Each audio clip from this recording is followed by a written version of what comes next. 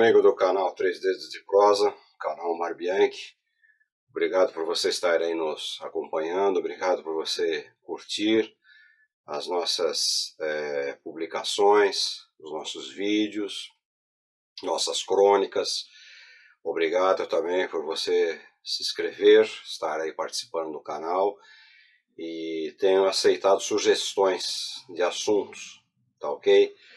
E um dos assuntos sugeridos foi: cristão deve ir à guerra? É um tema bastante polêmico.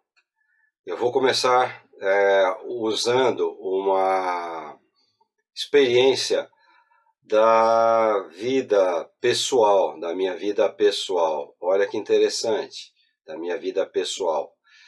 Eu, quando era garoto, lógico, como a maioria das pessoas, frequentou a escola, e a gente fazia parte de alguma turma. Naquela época eram as turmas que existiam, né? Turma A, B, C.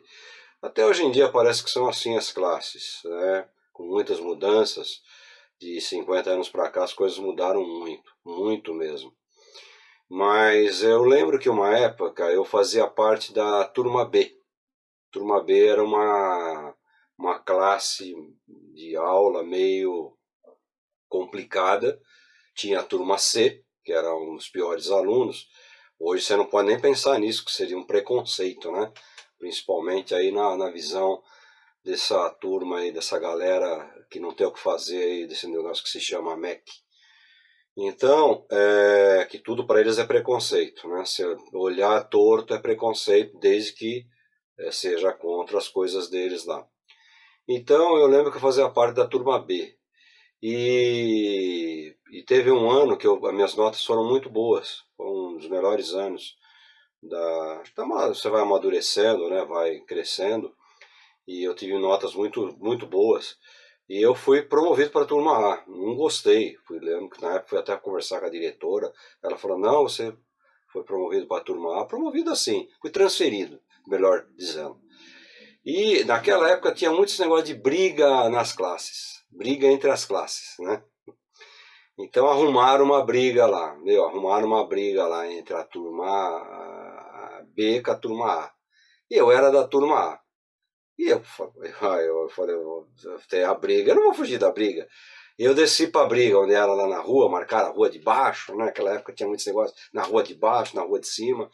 E a gente saiu de uma aula de educação física, que era pela manhã, e descemos lá para brigar.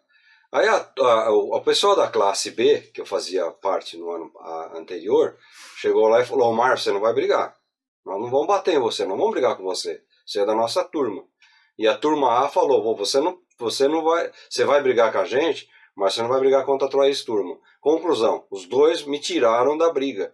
Falaram: você vai ficar de lado. Eu e um outro rapaz lá ficamos de lado, vendo a briga correr. A briga de bobeira, tapa daqui, tapa dali. Um só lá que tomou um tapinha meio estranho no olho e acabou até se estrepando bem, porque ele deslocou até a retina.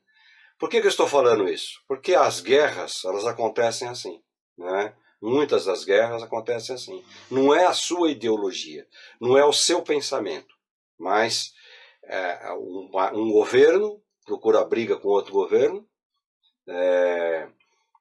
por algum motivo. Agora a gente está vendo aí, essa época que eu estou gravando esses Três Dedos de Prosa, nós estamos vivendo aí uma briga entre a Ucrânia e a Rússia e a Ucrânia. Estamos vendo aí um maluco ditador do Maduro querendo invadir uma parte da Guiana, que diz que faz parte do território venezuelano. É bobo, né? Tem petróleo lá, descobriram petróleo, então ele quer a todo custo pegar esse território aí. E outras brigas mais, estamos vendo uma briga de um grupo terrorista que fez um ataque aí terrível contra o país Israel. Israel está revidando. Isso é uma briga de longo tempo, desde que Israel foi constituído um país, que existe a briga Israel e os grupos terroristas. Então é assim, você de repente está lá, seu trabalho, sua família, seu dia a dia, e você é convocado. O serviço militar te convoca, é mais ou menos como a briga da turma A com a turma B contra a turma A. Você não tem nada a ver, né? Você é chamado e é colocado diante disso aí. Uma Um texto que é muito usado pela crentaiada, você que costuma seguir os meus vídeos, sabe que eu uso essa expressão, essa crentaiada que tem aí, que é metida a ser santa e tudo mais. Um dos textos totalmente fora de contexto que eles usam é esse aqui. É um texto na carta do apóstolo São Paulo aos Romanos. Estou aqui com a Bíblia na mão, na versão NVI, nova versão internacional, não é a minha preferida, mas é uma versão mais de fácil compreensão. Então, o subtítulo, em várias Bíblias você vai pegar, né, não sei se dá para você ver aí, é aquela letrinha mais em negrito. A negrita é preconceito, hein? Mas ela é aqui uma impressão um pouco mais forte, né? Não dá para ver, porque talvez está muito claro aí o vídeo, mas diz assim, submissão às autoridades. Então diz assim, todos devem sujeitar-se às autoridades governamentais, pois não há autoridade que não venha de Deus. As autoridades que existem foram por ele estabelecidas. Portanto, aquele que se rebela contra a autoridade está se colocando contra o que Deus instituiu. E aqueles que assim procedem trazem condenação para si mesmos, pois os governantes não devem ser temidos, a não ser pelos que praticam o mal. Você quer viver livre do medo da autoridade? Pratique o bem e ela o enaltecerá. Então dizem, você tem que ser submisso à autoridade. Complicado, eu sou cristão, sou conservador, você que segue o meu canal sabe disso. Jamais me submeteria a uma autoridade, vamos supor que no Brasil aqui, consiga implantar o comunismo. Não é uma coisa tão difícil. Nós estamos num socialismo, num governo socialista aberto, né, antidemocrático. Então, vamos supor que insiram isso no nosso sistema de governo e proíbam, por exemplo, da leitura da Escritura. Serei contra o governo, me levantarei contra a autoridade. Outra questão, de qual autoridade o apóstolo São Paulo fala aqui? Se não das autoridades terrenas, o texto parece falar das autoridades constituídas por Deus terrenas. Mas quem falou que as autoridades, por exemplo, Nicolás Maduro, foi constituído por Deus? Adolf Hitler foi constituído por Deus? Desculpa pegar pesado aqui. Luiz Inácio Lula da Silva foi constituído por Deus? Não é? Ou foi um golpe que foi dado para que ele assuma aí o poder? Conjecturas, apenas conjecturas. Fidel Castro tomou o poder, foi constituído por Deus? Eu devo obedecer Fidel Castro? Eu devo obedecer Adolf Hitler? Eu devo obedecer Nicolás Maduro, da Venezuela, ditador, assassino, criminoso? Então, toda autoridade instituída, será que elas foram instituídas por Deus? Essa é a primeira questão. É como na questão do casamento.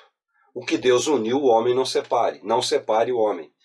E quem que disse que Deus uniu todos os casamentos? Ah, mas foi feito no cartório, foi feita uma cerimônia, houve promessas, fizeram na presença do padre, do pastor, do rabino, promessas, etc, etc. Mas quem falou que não foi a atração física que uniu? Quem falou que não foi a fama que uniu? Não é verdade? Os tempos que nós estamos vivendo, quase nem se celebram mais certidões de casamento. Temos ainda bastante pessoas que casam no papelzinho, bonitinho, tudo, mas muitos fazem contrato. Um contrato, enquanto os dois lados são beneficiados, há um interesse e ficam lá o contrato. Quando não há mais interesse físico, por exemplo, né, quebra-se o contrato. Né? Porque você sabe que a atração sexual, a atração física, ela dura por um tempo. Por mais que as pessoas falem, não sei o quê, tem uns pastores aí metidos a super psicólogos na área sexual, né? Super machos, tem uns aí da mídia aí que estão assim de seguidores, né? E são super os bons, né? Para eles nunca... É mentira, você sabe disso. Você sabe disso porque isso é do corpo, é da nossa física, é o nosso humano, né? Que com o passar do tempo a gente vai perdendo vitalidade, outras coisas mais. E o casamento, por exemplo, como uma instituição, ele passa a ter outras importâncias. Ele passa a ter a importância da amizade, da cumplicidade, outras coisas mais, que a atração física ela vai, com o passar do tempo, rigorosamente fazendo com que isso aí desapareça. Então todos os casamentos são realmente unidos por Deus? São uniões de Deus? Todas as guerras elas têm motivo? Por exemplo, se eu estivesse em Israel, eu estaria guerreando. Se eu não fosse do exército, eu estaria me integrando ao exército. Por quê? Porque é uma luta contra um grupo terrorista. um grupo que estupra crianças, que mata crianças, que tira bebês dos ventres das grávidas, né? Que fazem coisas absurdas. É um grupo terrorista, anticristão. Anticristão, tudo aquilo que eu penso como valor familiar, como valor cristão, como valor bíblico, não é?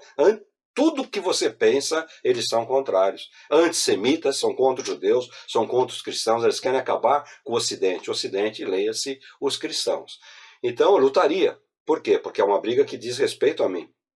Agora, vamos supor aqui que o Brasil queria uma briga aí com o Paraguai por causa da usina de Itaipu e tal, e você é convocado. Eu não vou, por quê?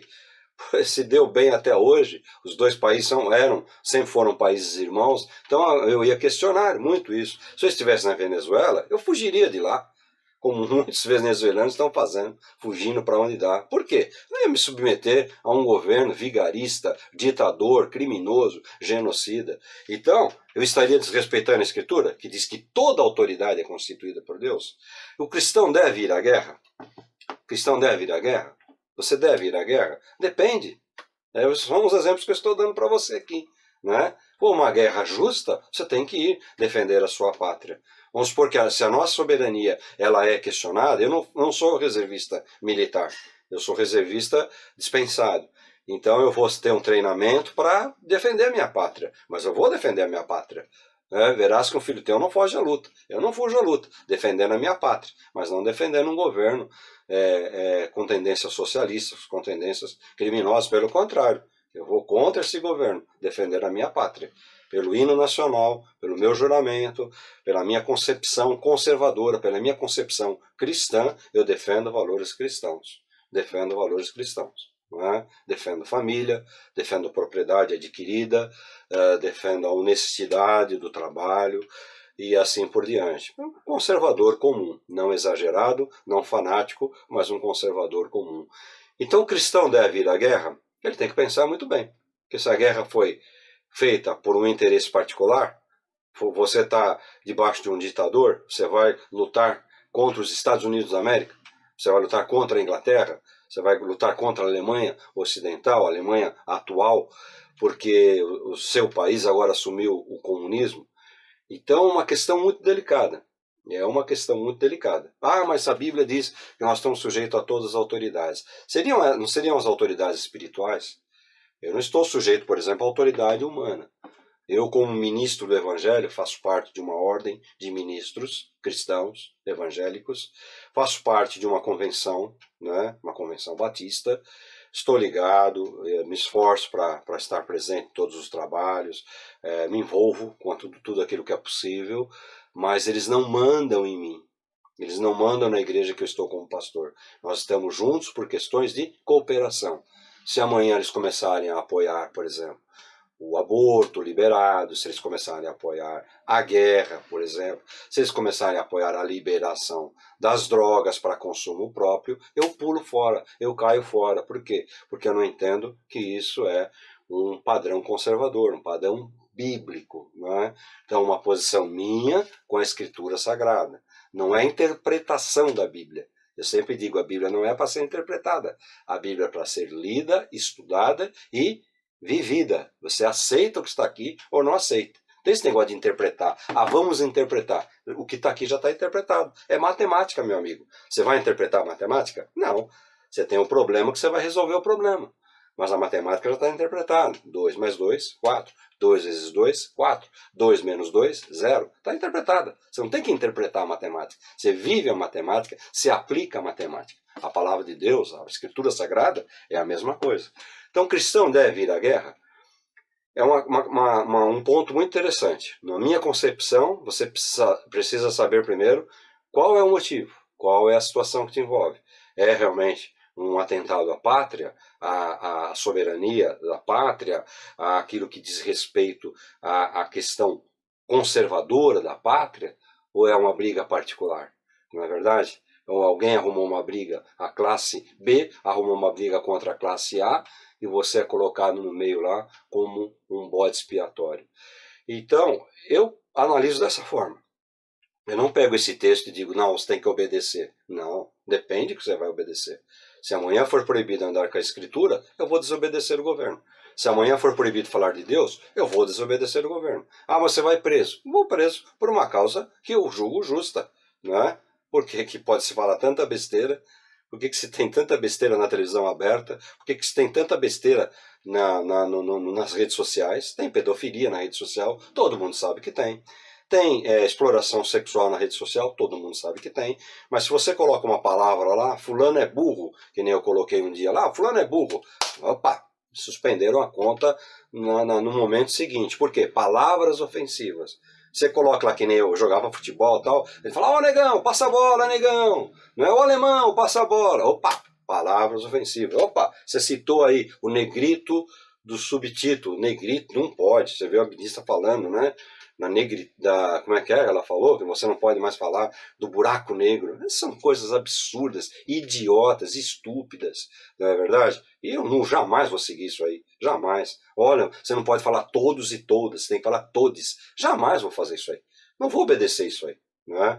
Então eu não vou para uma guerra porque um bobão qualquer aí da vida, um Maduro da vida, um outro idiota, ditador da vida aí, arrumou uma encrenca e falou, você tem que defender a tua pátria. Minha pátria eu defendo. Minha pátria eu defendo, mas briga dos outros eu não compro. Eu não participo de briga dos outros. Então depende muito da guerra. O cristão deve ir à guerra desde que seja para defender a soberania da sua pátria, seus ideais. Caso contrário, não deve ir à guerra. Então vai ser desertor, vai ser covarde. Eu não sei a expressão que você quer usar, que você pode usar. Eu não iria. Preferiria ir preso. Um preso militar. Não tem problema. Mas eu vou comprar briga dos outros por causa de questão idiota. Eu até julgo essa briga da Rússia com a Ucrânia uma coisa idiota, uma coisa imbecil. Mas a Ucrânia fez isso e tal. Sim, mas, você está destruindo uma nação. Não é? E é uma nação que fazia antigamente parte da antiga União Soviética. Então há muitos questionamentos. Sei que tem colegas que defendem, que vão ouvir isso, vão falar, não, mas a Ucrânia era um país assim, que praticava coisas erradas. Tudo bem, mas o último recurso tem que ser a guerra. O último recurso. Por quê? Porque os inocentes vão pagar o preço.